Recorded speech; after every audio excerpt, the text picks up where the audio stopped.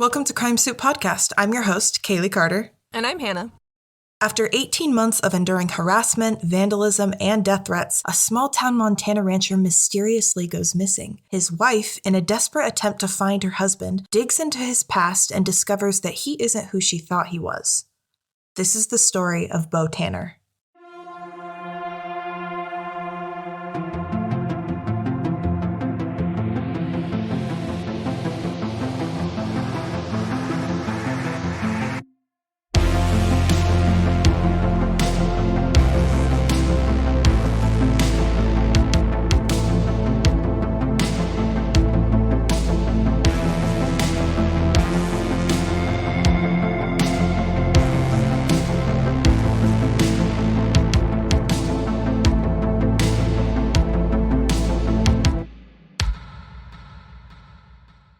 Debbie and Bo Tanner married in the summer of 1986 and lived in Polbridge, Montana, a very small community near Glacier National Park. Debbie was from the state of Washington, but she would spend summers in Polbridge on her grandfather's 500-acre ranch and had dreams of reviving his ranch after he died in 1973. Together, Debbie and Bo were able to make that dream a reality by subleasing the acreage to other ranchers and raising their cattle. Within 3 months, they were the proud overseers of over 200 cows.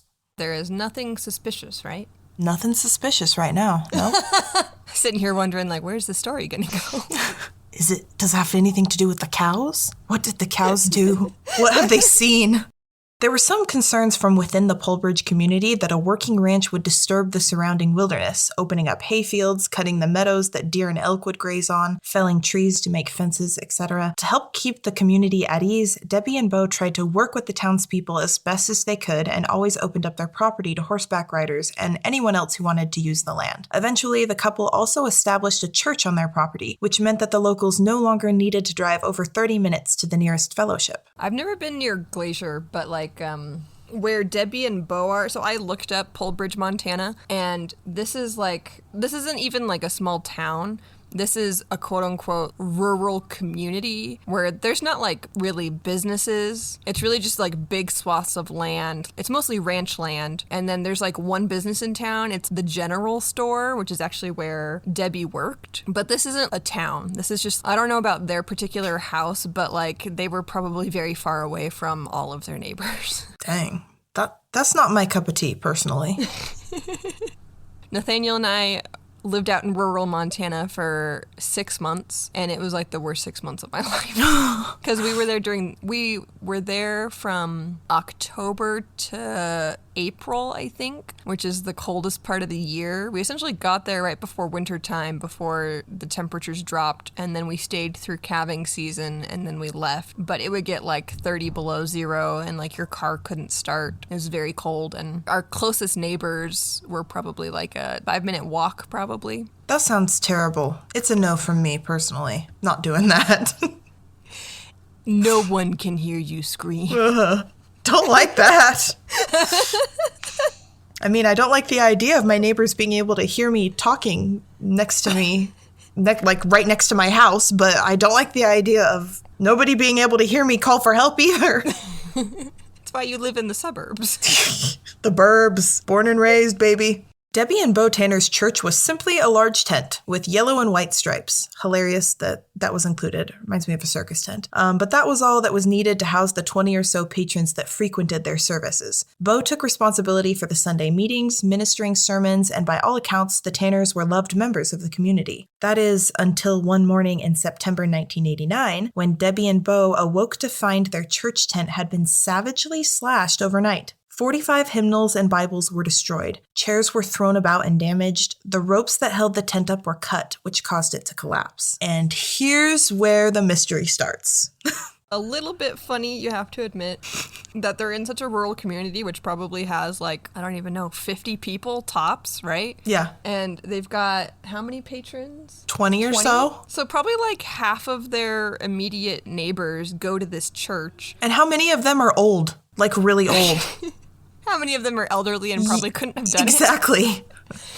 Can you imagine being a cop in this situation? You're well, it should be pretty easy to find out who did this, right? Honestly, there's only so many people it could be, unless people are driving 3 hours to come to Polbridge to slash a church that they know nothing about.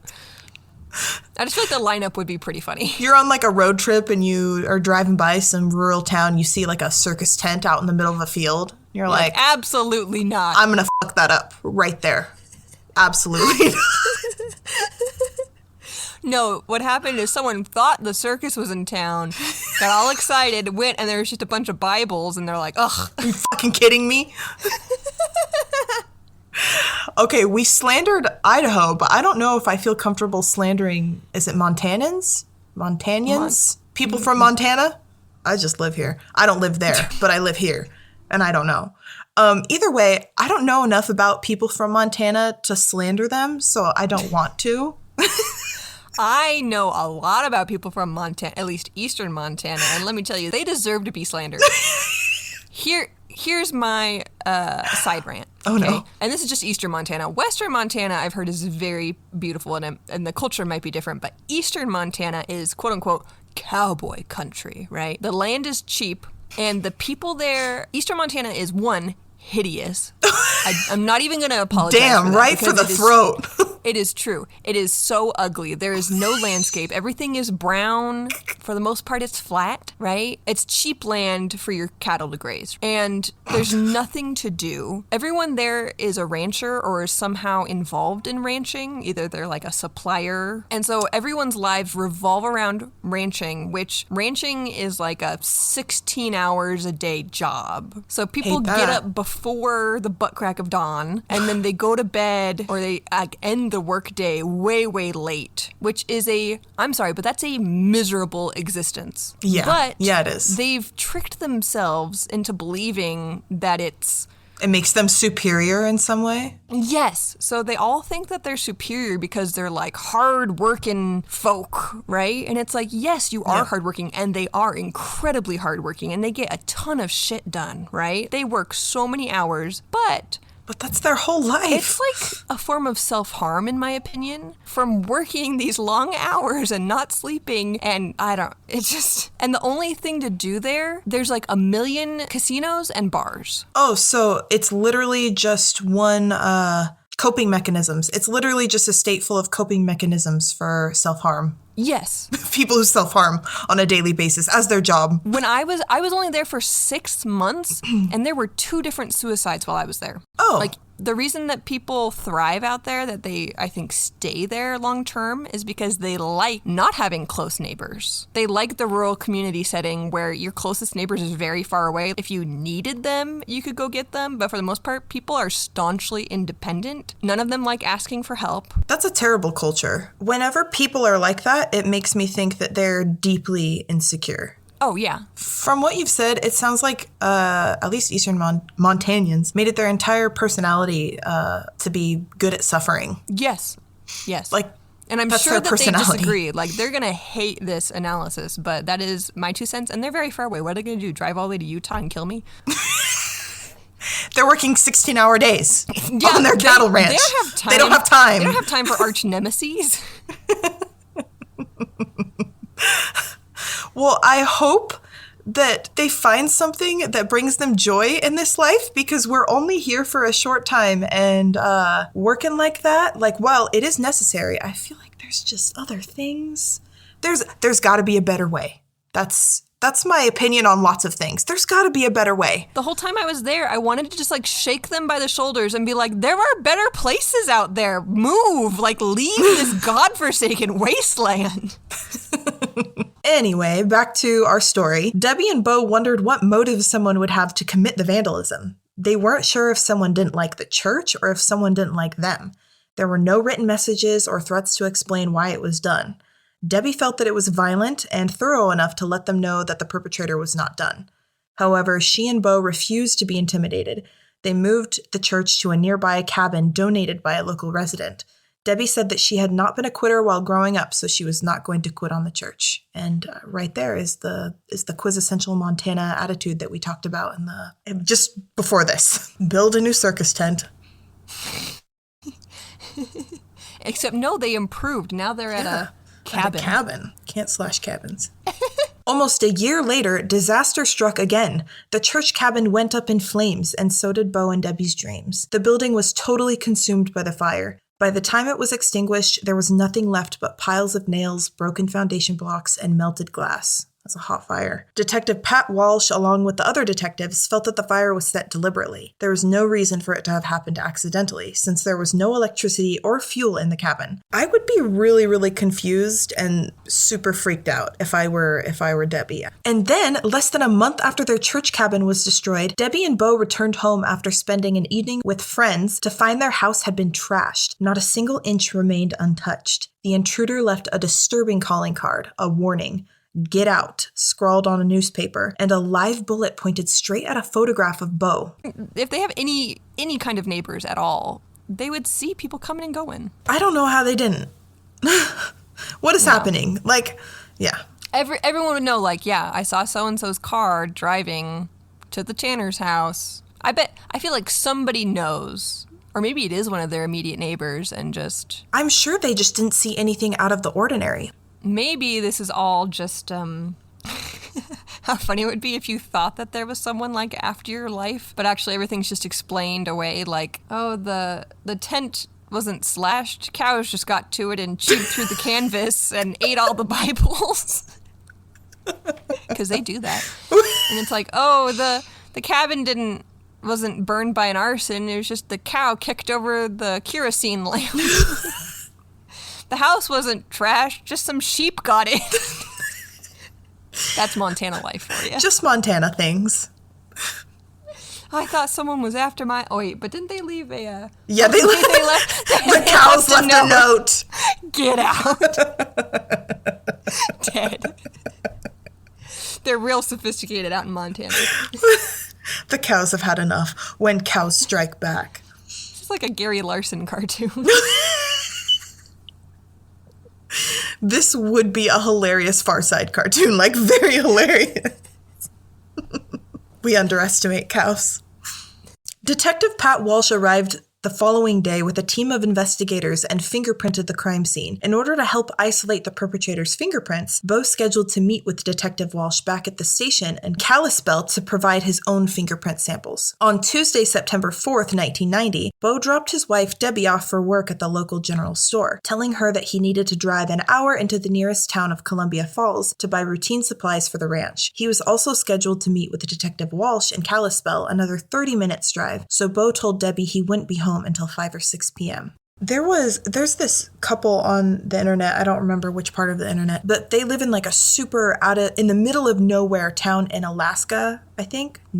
Mm-hmm. And they have to drive 5 hours to get groceries. That's insane. That's exactly how it was when I lived in eastern Montana. So like there were grocery stores in town, but Billings was the closest large city, quote unquote large city, which I think was like 3 hours. I would hate that. Hate it. Okay. I hated that when I lived in Miles City, there were only 2 gynecologists in town, and they were both men. Hate that, too. And only one of them took my insurance, and he had the biggest hands I've ever seen. We called him Dr. Big Hands. I hated him. Oh, my I hope God. he's listening. Fuck you, Dr. Big Hands. Montanans shouldn't be allowed to leave Montana. We should lock them in as a safety against the rest of us. Oh, my God. Everything we've said up they to are that not point, well adjusted. Everything we've said up to that point, I think can be forgivable. But I think Montanans would drive from Montana to Utah to get you for saying that, like out of pure spite. So, nah, they can't leave their cows that long. They have enough money to hire hitmen, Hannah.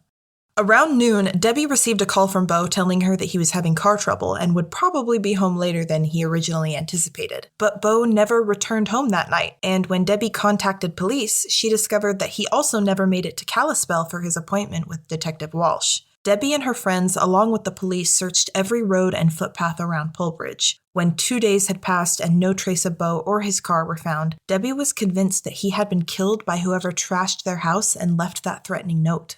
How is she supposed to get home? He took the car. Yeah, he was killed, Hannah. He's dead. Can't. It was a cow. Okay, what happens to Bo Tanner? I gotta know. Okay. Chill out. I'll keep going. On September 7th, 3 days after Bo vanished, Debbie's world changed forever. She received a letter from Bo, which said that he was not coming back. He started out with, "By now, I'm sure you hate me. I love you a lot. I don't expect you to understand it, but I do love you with all of my being. I have to leave. I'm going to go back to see my family. I don't expect you to understand, but I have to be where my family is, in Texas," end quote. At the end of the letter, he said, "P.S. You've probably found the car at the airport by now. Here's the key." His car was indeed later found at Glacier Park International Airport. On top of, let's say, your husband of several years, right, up and leaves you with nothing more than a note. He just sneaks off, leaves the car at the airport, right? Yeah. Meanwhile, you have a cattle ranch with 200 cows. 200 freaking cows to take care of. And he left you without a car. And I have work. Can't. Debbie was extremely heartbroken when Bo left. He was her best friend, her lover, and her world. Obviously, like, what the heck? She went back to the store and sorted through her other mail and found a bank statement which showed that almost a month before Bo left, he took out $4,000, emptying their savings account. Absolutely not. He just rubbed salt into the wound. Despite the fact that he had deserted her, Debbie never gave up searching for Bo. 6 months after his disappearance, Debbie traveled to Utah, where he had once lived, and tried to find any information she could, showing his picture to everyone she met. She not only found that others knew and remembered Bo, but learned that he had another name, Jim Holloway. He also had been married to a woman from Emory, Utah named Lenora. Debbie tracked down Lenora and learned the very unfortunate truth about her missing husband's past. So Bo is actually named Jim Holloway, right? Yep. Lenora explained that her and Bo's divorce was not finalized until August 1987. Meanwhile, Debbie and Bo were married in August 1986. I didn't even know that you could get married again before your divorce was finalized, but I guess you can if it's under a different name. I bet his name wasn't even changed. How much you want to bet he literally just changed his name verbally? Like, he just started walking around going, "I think I like the name Bo now." And then it was just put on all of his documents. That had to be exactly it. I firmly believe like, "What's your name, son?" He's like, "Bo Tanner." They're like, "Nice to meet you, Bo Tanner." Yeah. and then it was legally binding. That's it. That's how you change your name. Back in the 80s. Oh, but get this. Also, Bo had been married at least 5 times, and 4 of those relationships ended abruptly, ending without even a divorce. So, this is what Lenora told her? Yes. So when he walked out on wife number 2, he cleverly used his own car to create a bogus murder scene and used animal blood to make it look like he had been killed. Okay, that's kind of creative. I'll give him props for that. I mean, who hasn't thought about doing that? Faking my own murder? Yes. You know how many times I thought about how much easier life would be if I faked my own death? I would be free. Not like from my family, but from responsibility from the government. from the I government. wouldn't have to pay taxes anymore. Yeah, and your family could collect take out a big insurance policy. We are not encouraging this, by the way. Do not sue us. Thinking out loud. We're just thinking out loud. Spitballing. Yeah, just having some thoughts. Totally innocent thoughts. Who hasn't had these thoughts? I can't be the only one. No, I'm sure you're not. I guarantee you there's people out there who have successfully faked their own deaths and they're just like living their best lives. I mean, D.B. Cooper. I have no idea who that is. He jumped out of a plane and was never seen again. May or may not be alive. I don't know.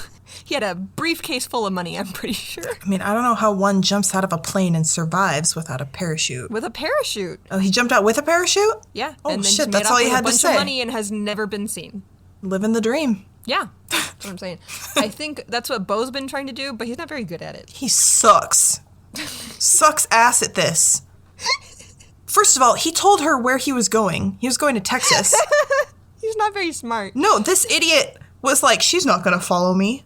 But, and Debbie was like, absolutely the not. I'm going to find out where you are. And she's hella smart. She didn't even go straight to Texas. She went to where he last lived before she met him. So she's a real one for that. Yeah, Debbie will find you. Yeah.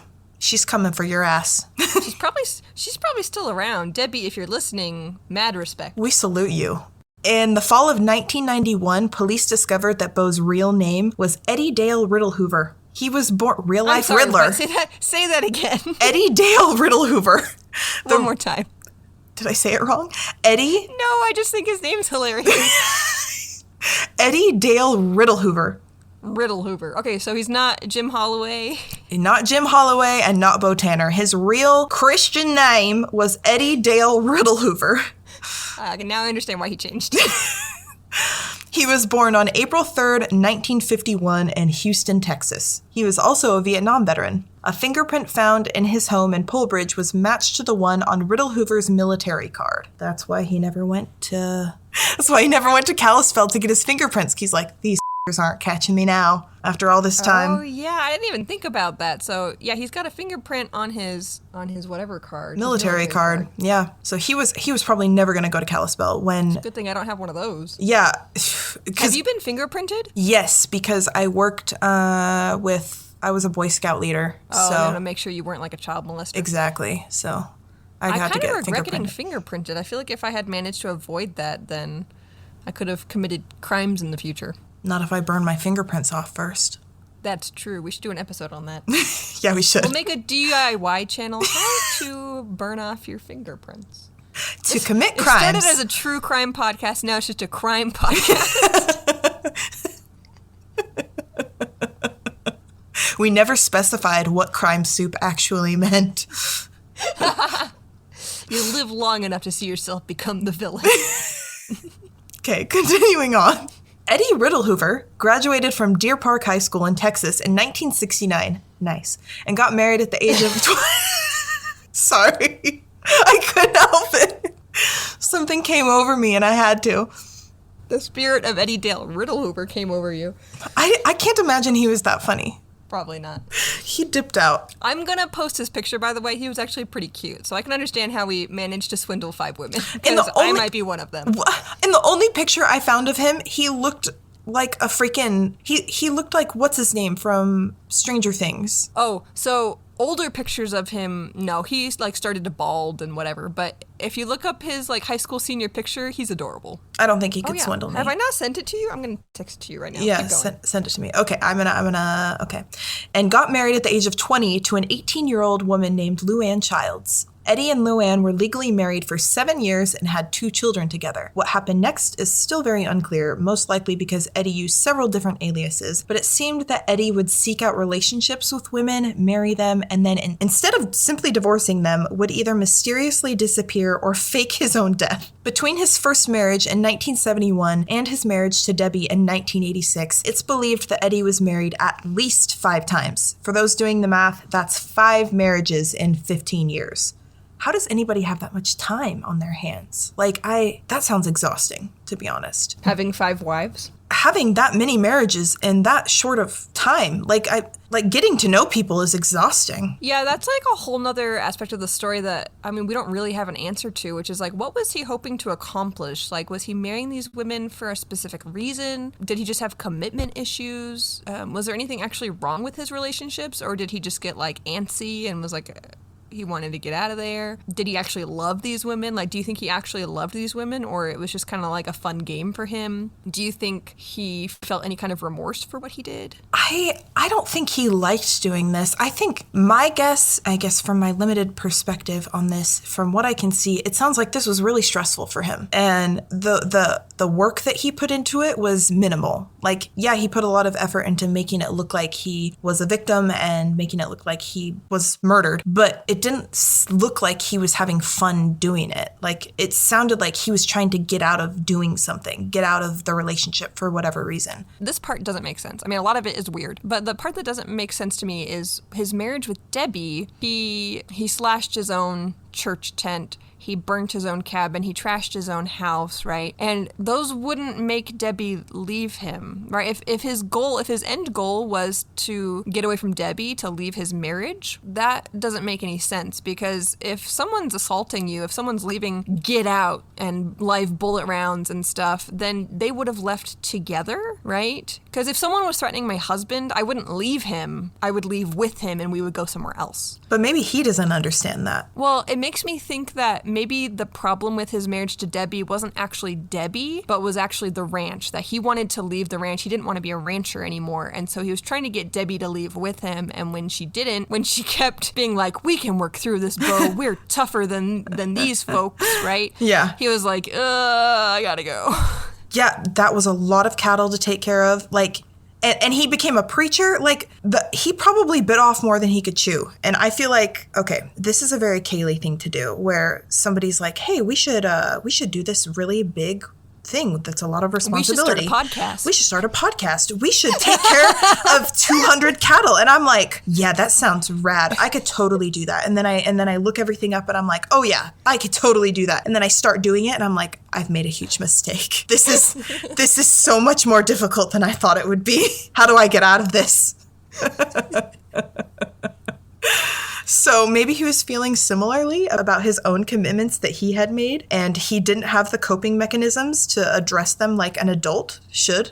And so he resorted to faking his own death and trying to bully himself out of communities. Well, and also, like, the part about him faking his own death, to a certain degree, it does make a tiny bit of sense, where I think he's trying to absolve himself of guilt. Yes. He's trying to make himself look like the victim so that the people around him can't be mad at him. Because you can't be mad at someone who's dead, or you can't be mad at someone who committed suicide, or you can't be mad at someone who got hit by a car or whatever fake death he's staging. Yeah. Right? Yeah. I think deep down he felt bad for leaving these women. I agree. Which makes me think that he really did love Debbie. He really cared about her, at least in some type of way. Not enough to do, enough to do the right thing or treat her like he should have treated her, but not enough to not take all of her life savings and leave her in the middle of Montana. Literally, without a car or anybody to help with the commitments that he made. For the love of all things holy and God herself, please go to therapy. Okay, this is the best part of the story right here. So, Debbie's story was aired on an episode of Unsolved Mysteries on November 27th, 1991, which is eventually what helped track Eddie down to his new residence in Wyoming. Thanks to viewers' tips, Debbie was able to locate Eddie, also aka Bo Tanner, in Douglas, Wyoming. He was living there under the name John J.D. Terrell. On January 30th, 1992, she confronted him at a restaurant in Douglas, where he was accompanied by his new girlfriend. Other patrons of the restaurant recognized Bo and Debbie from the broadcast and called the police. This is like a real-life sitcom. They were watching it in real time. Like, what a blessing. This would have been amazing. I would pay so much money if I could be in that restaurant on that evening when Debbie walks into the restaurant knowing that her husband, who abandoned her years previously, is there with his new girlfriend. Like, are they going to fight? What's going to happen? I want a recreation of this scene, but it's filmed like the Kardashians, because that would be fucking hilarious. Yeah, if this was like a made-for-TV movie, I'd watch it. Yeah, for sure. Bo and Debbie about to throw down. One woman even called the telecenter and said that she had been married to Eddie, claiming that he faked his suicide in 1978 to avoid an arson investigation. What in the hell did he do? He abandoned his car on a bridge above a Houston ship channel, apparently to make it look like he had jumped to his death. This man has no respect for anybody or anything. And what arson investigation? What? What did he do? What did he burn down? I mean, we know for sure he did burn down his cabin, so... Yeah. So maybe something similar to that. This man has some emotional damage. I'm trying to figure out the timeline, because he married Debbie in 86. Mm-hmm. His divorce to Lenora, is that her name? Yeah. His divorce to Lenora was finalized in 87. Yeah. Right? This is this woman who called into the telecenter, which is hilarious, by the way. Like, not funny to her, I'm sure. No. But, like, to the rest of us, can you imagine, like, you're watching TV and you're like, hey, that's my piece of shit ex-husband. I thought that fucker died. Right. Oh, did she think he was still dead? That's what it sounds like. I want all of his ex-wives in a group chat. Yes. And I want to be in that group chat. Take them all on Dr. Phil. Yes. Dude, that would be the best episode ever. Yes, it would be. Call up Dr. Phillip. What's his name? Dr. Phyllis. Huckabee? What's his name? Huckabee? What's his last name? What? I have no idea. But that man's first name is Doctor and his last name is Phil. That's all I know. Hold on, I'm looking it up right now. What is Dr. Phil's real name? McGraw. Like Tim McGraw? Isn't that the name of the true crime dog? What? Anyways, yes, I think that all of Beau's ex-wives, however many there are, because there might be more than 5. We don't know. Seriously, maybe he did fake his death in really good ways and people really did think he died. Yeah. Maybe I've been married to him. Who knows? Oh my God. Ladies, check your men's birth certificates. Is this your man? Nathaniel's is. Just kidding. I think I have it somewhere. I think that's his real name. Better double check. Can you imagine finding out that James, that it wasn't his real name, and 2, he'd been married 5 times before? And he faked his death to get out of all of those marriages? I mean, you would be flattered because he spent the longest with you, obviously. He's like, I like this Kaylee chick. I'm not even going to fake my death this time. Which is absolutely insane to me because I am for sure the most insane person he's ever dated, let alone married. So like, maybe you figured it out. Maybe none of these women were crazy enough for Beau. Maybe he needed like a real psycho. He was like, these women are too normal and wholesome. I would have held him down. I need someone that's batshit crazy. I guarantee that's what it was. Absolutely like, these not. women aren't crazy enough for me. They're not on my level. That sucks ass. Like that. I hate that. That's what you get for being normal, Debbie. How dare you expect an emotionally stable human to come into your life and be your husband? What a life. Well, thanks to Debbie's dogged pursuit of her husband, Eddie was found and his past was brought to light. Debbie was also able to get answers about the man she was married to, and she was finally able to get a divorce from him. And here's the real cherry on top is that Eddie Dale Riddlehoover, a.k.a. Jim Holloway, a.k.a. Beau Tanner, and whatever other names he's used, has never been charged with any criminal offenses. Where is he today? I don't know. Should we get him on the line? Yeah, I would like to know. I would like to know what prompted the unnecessary audacity in all of these situations. I have one question, and that is, what was the arson investigation in 1978? I have one question, and my question is simply why? Why? Crime Soup listeners, thank you for tuning into this week's episode. Be sure to follow us on social media and let us know your thoughts on this crazy case. You can find us on Instagram at crime_soup and on TikTok at Crime Soup Podcast. Tune in next Tuesday for your next helping of delicious crime soup. Bon appetit!